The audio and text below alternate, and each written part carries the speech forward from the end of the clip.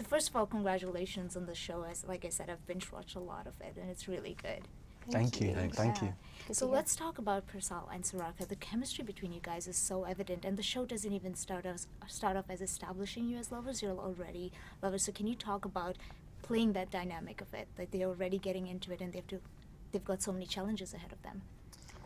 I mean, I think it was quite a journey to kind of get to that point. I know that from our initial kind of auditions that it was very much from production's perspective about finding two people who kind of balanced in that way. I mean, I think it did also help that we were both sort of in the same boat of coming into this crazy show with relatively little experience and kind of just trying to figure out a way through it. So I think it's when you have an ally in that way, I think it helps to kind of be going through the same experience. Yeah, and I feel like there's a beauty in taking yourself back to your younger self and just that experience of what love does to us and the hysteria of running away together, you know, and just enjoying that, be present within that moment, and that's what the characters are going through. And as an actor, it was just nice just to play what that moment was and not to think about the consequences of what, you know,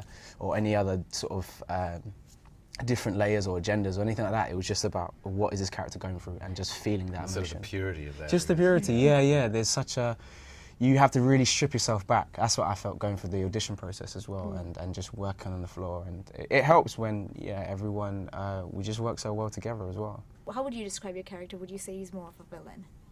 No, I wouldn't say he's a villain. He's a doctor who's fascinated. I mean, he probably is unconventional in medical terms. You know, he's somebody who's got a bit of a colourful past, I suppose, with the medical sort of authorities and community, and he's sort of taken himself out on his own, and he's actually, you know, he's somebody I guess who just wants to get to the heart of what these medical conditions are without having to go through the sort of bureaucratic and political, you know, sort of barriers that seem to exist in the world that he'd perhaps been working in the UK. So, you know, he has a Norwegian history himself with his mother being Norwegian, and he's sort of taken himself off to a remote place, and he's found out about this condition that exists, this sort of genetic malfunction that has occurred in this sort of line of females, and so he's sort of fixated on this, and he obviously wants to make a name for himself because of it, you know, but he's genuinely interested in and trying to sort of solve it. And once he finds out about June, you know, June